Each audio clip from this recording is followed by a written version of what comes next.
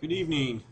I'm Dr. George Ray, and this is the University of Maryland course on leading global virtual teams. And this evening we will investigate the impact of distributed knowledge on organizations.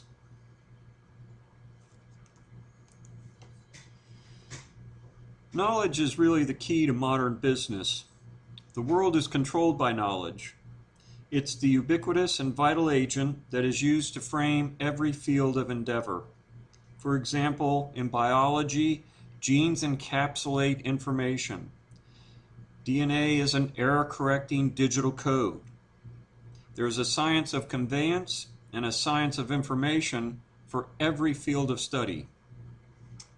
In biology, the science of conveyance is the structural elements such as the cell and the mitochondria and so on.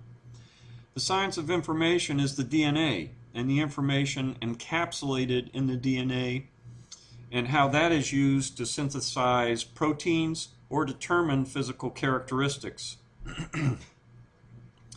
Economists are now aware that their discipline is an information science as well. Money is no longer a physical medium, it is electronic bits.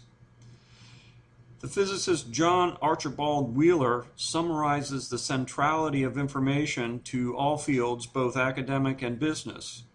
He proposes that the world is a participatory knowledge system. An important aspect of knowledge is that it is distributed. Friedrich Hayek is the founder of the Austrian School of Economics, and his critique of the Marxist, the neoclassical, and the Keynesian schools was their assumption that all knowledge was held by central decision makers, and that there was an instantaneous dissemination of information about changes throughout the system. Of course, these assumptions are unrealistic. Competitive organizations now realize the need to tap into distributed knowledge. Virtual teams are a strategy to accomplish this.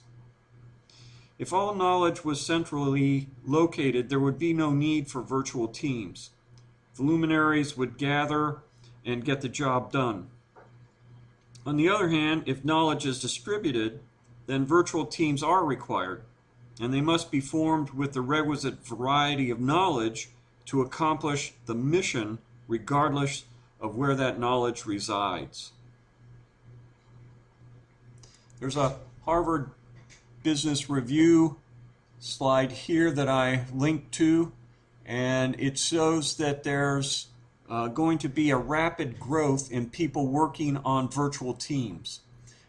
They predict that in the near future there'll be 1.3 billion people who will be working on virtual teams. Okay, go back to our slides. So information becomes knowledge by understanding it and being able to place it in a conceptual framework. And that's the role of experts. Increasingly, expertise is decentralized around the world, even within a single company. Globalization has magnified the distributed nature of knowledge. To make competent decisions, we must know about the area of operations, which is now individual markets around the world. Furthermore, expertise and technical know-how are increasingly no longer in the United States, but we must reach to experts who are in other countries. The world is changing from a labor-based economy to a knowledge-based economy. So, how are organizations adapting to the increase in the importance of knowledge and its distributed nature? Fundamental changes with respect to information technology innovations, globalization, deregulation, increasing emphasis on maximizing shareholder value, changes in the composition of the labor force have arguably made the need to access relevant knowledge even more pressing. This is the start of the knowledge economy. So today, knowledge is the major and growing part of value added to production, services, and operations. The changing nature of work, with organizational emphasis on knowledge and the need to discover and use the necessary knowledge, has led to the knowledge economy. The nature of knowledge in the workplace is changing corporate organization and the way corporations are managed. Strategic management drives most of the projects in an organization. The purpose of these projects is to take advantage of opportunities to improve operations or to enter new areas or markets. Strategy is the deliberate action to transform sensed opportunities into desired results. In a repetitive manner, search activity scans environments for information. They obtain understanding from that information. The organization formulates action to benefit itself, and then it implements the strategy through an exchange of actions with the environments. There are two main aspects of effective strategy making: creativity for innovation and administration to convert that creativity into a successful activity. Strategic management, these acts of strategic management require knowledge to determine what opportunities exist and knowledge on how to exploit these opportunities.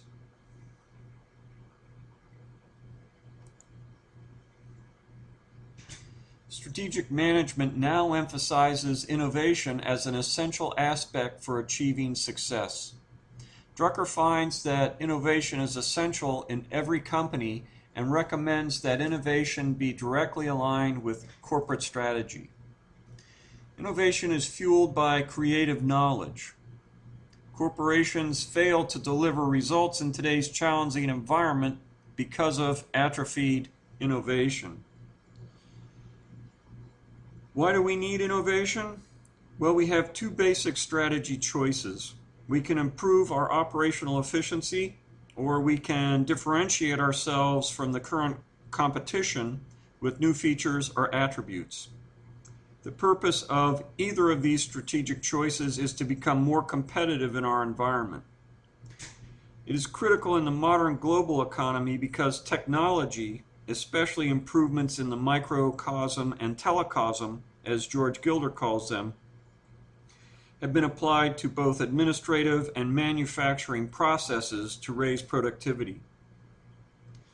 Furthermore, emerging countries have become industrialized and now provide a glut of product and service offerings. It's estimated that China alone could meet the entire world's demand for goods and services.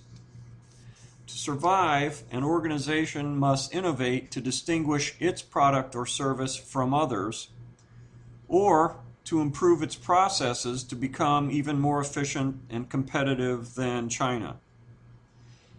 These are the two generic strategies: become efficient or provide more relevant and interesting functionality.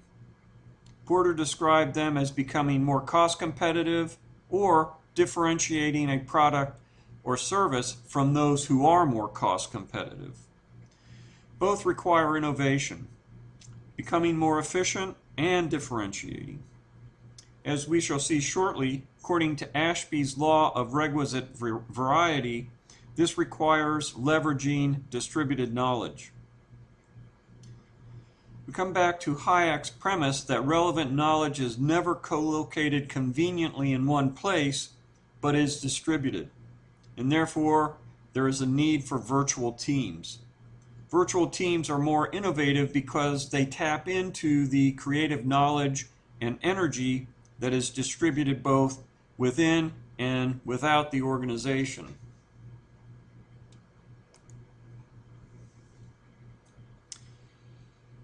Organizations are adapting a network organizational structure rather than a hierarchical. It facilitates organizational flexibility.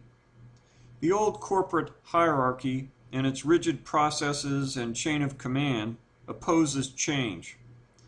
It was designed to eliminate anomalies, standardize processes, solve short-term problems, and achieve stopwatch efficiency within the current mode of operating.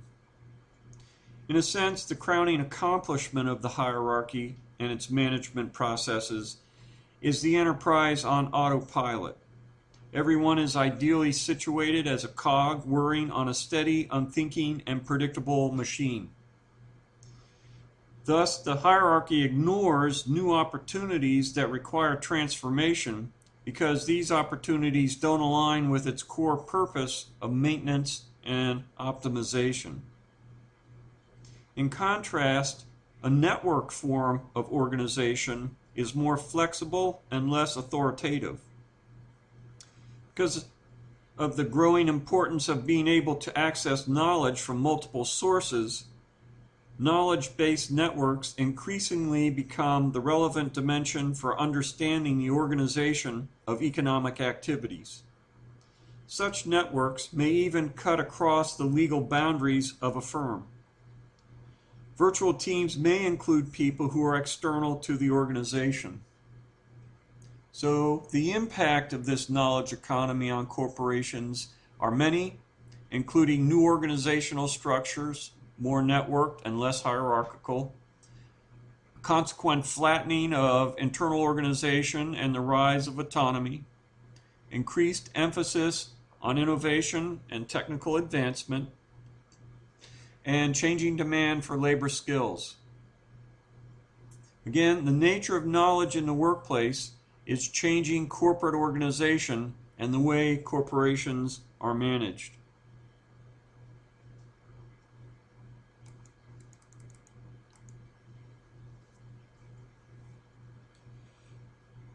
Coping with the problem posed by Hayek's distributed knowledge has become a fundamental problem confronted by managers of organizations. Their challenge today is the discovery and use of knowledge, which is not known by a single agent, but is instead distributed in the environment. Firms are distributed knowledge systems. They don't have a mastermind who has the requisite knowledge to conduct central planning and be successful. Furthermore, the knowledge an organization needs is continually emerging. As Hayek put it, the problem of effectively allocating resources is a problem of knowledge not given to anyone in its totality. Managers must leverage distributed knowledge for sense-making of the environment and for coordination, the small adjustments to processes to handle changes in that environment. Rigid processes cannot be easily changed to reflect changes in the environment. Moreover, if a single perspective is applied to the multifaceted information gained from sense-making, then only a small portion of that information will be recognized and processed. The rest will remain a puzzle, untouched and having no value to the organization. Resolutions to problems, innovation, and coordination are better accomplished through collaboration. With a team, not only is different information collected and different perspectives applied to understanding, but also collaborative interactions are mutually stimulating.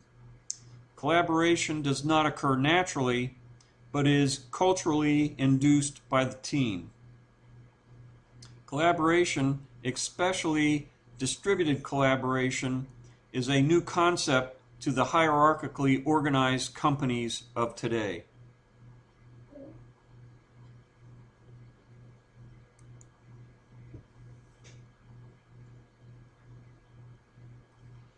The centralized hierarchy of authority presumes a fixed decision-making process.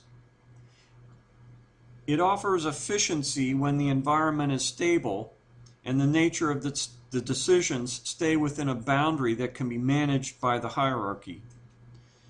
Worlds that are momentarily stable and orderly are deceptive because they create a fallacy of linear expectations. The belief that the world will go on like it has and we don't have to worry about it. This results in an ambivalence that reinforces the presumption that our current organization is durable and lasting. The old-time confidence in a hierarchical, centralized organization structure was a great danger during the time of great environmental change that we have encountered. When the change exceeds the competence of the hierarchy to manage, centralized arrangements become a cruel trap. The nature and specialized knowledge in the system is bewildered by ambiguous changes in the environment, and that often results in organizational extinction. Companies such as DEC, Sun, Compaq, almost IBM, and even countries like the Soviet Union developed that attitude, that fallacy of linear expectations. The following are some critical rules in organizing theory. The first is the law of requisite variety. This law states that the variety of knowledge in a system must be as great as the variety of circumstance that is in the environment that the system is attempting or designed to influence. Another rule is that adaptation precludes adaptability. In other words, when you rigidly adapt to become efficient in one environment, that adaptation usually presumes a rigid structure for knowledge. You only deal with the knowledge the old process needs to execute. On the other hand, a network decentralized decision-making system may be less efficient, but it is more adaptable in fluid situations. The situation in the world today is fluid. So, let's take a look at what some leading Austrians think. Hayek says that the knowledge of circumstances of which we must make use never exists in concentrated or integrated form, but solely as the dispersed bits of incomplete and contradictory knowledge which all the separate individuals possess. So, organizations must deal with distributed knowledge which must be discovered, rationalized, and then put to use. As we will see in this course, virtual teams have the capability of accomplishing this and are a critical part of the knowledge economy.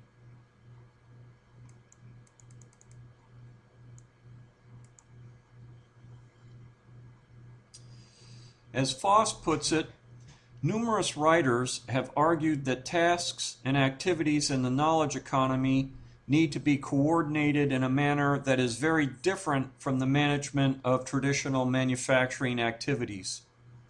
The boundaries of firms, as well as their internal organization, are transforming to become more decentralized, to empower employees, and to interact with external knowledge assets. Earlier, we noted that firms are distributed knowledge systems. Foss extends that to say that they are systems of complementary elements that are not always co-located.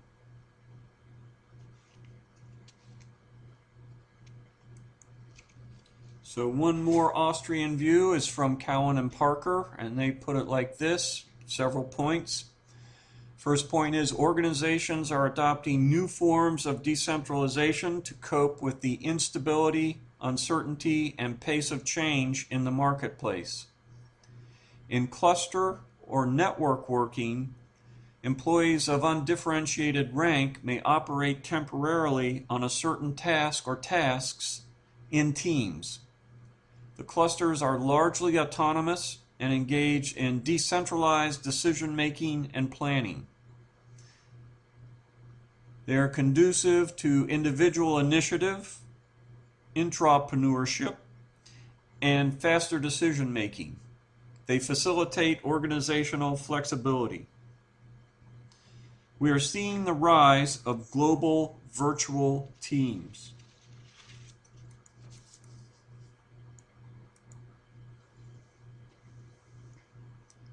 When organizations increasingly rely on knowledge networks, they wear down the authority of the formal hierarchy.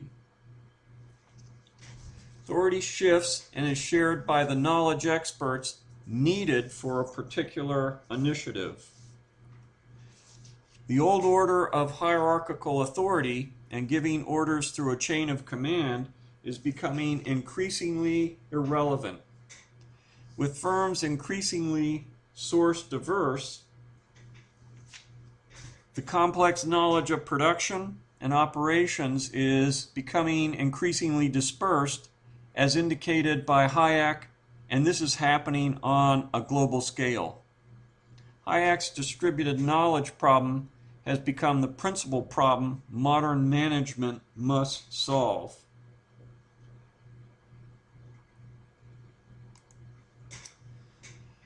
Hayek's distributed knowledge and the rising importance of knowledge undermine the transactional management monitoring mechanisms and incentives. Minkler observes that if a worker knows more than the manager, the organization values the worker more than the manager attempting to monitor and control them. The coordination of authority, norms, and teams is changing, recombining into what Foss calls new organizational forms. These new organizational forms are replacing formally defined authority hierarchies.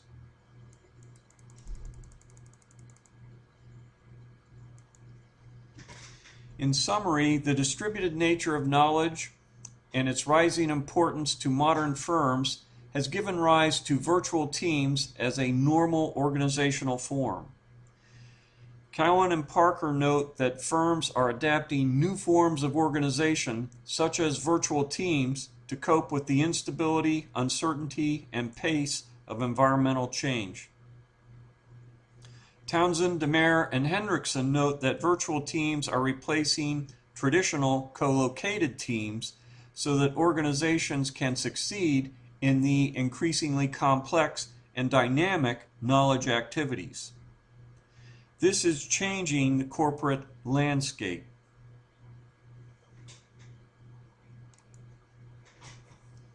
So where does Hayek's knowledge problem lead us? Well, a power rule governs knowledge in an organization. A small number of staff have and apply disproportionate amounts of knowledge. It is important for organizational leaders to leverage the value of knowledge in the organization and to know where it resides. The modern business world now places more value on knowledge than on mass labor. To have a flexible workforce that can make informed decisions is essential because of the intense competition resulting from globalization and information technology. Another more current thinker that is proposing a case for decentralization is George Gilder. And he looks at cycles in history and says that the technology of a particular age influences whether that age is characterized by centralized organizations or decentralized organizations. And he gives the gunpowder revolution of the 1500s as an example of a technology revolution that favored centralized organizations, and that countries and corporations that recognized that early, such as England, had a great advantage over everyone else. George Gilder's opinion today is that the technologies in the microcosm and the telecosm are favoring decentralization, and he's predicting the breakup of large, inflexible, centralized organizations, even though they may be efficient. The microcosm is the application of computer technology to both personal and work processes. And the telecosm is likewise the application of telecommunications and data communications technologies to personal and work processes. And in both cases, these technologies, argued by George Gilder, favor the decentralizing, flexible, adaptable network structure of organization. Okay, let's take a 5-minute break, and when we come back, we'll resume with tonight's lecture.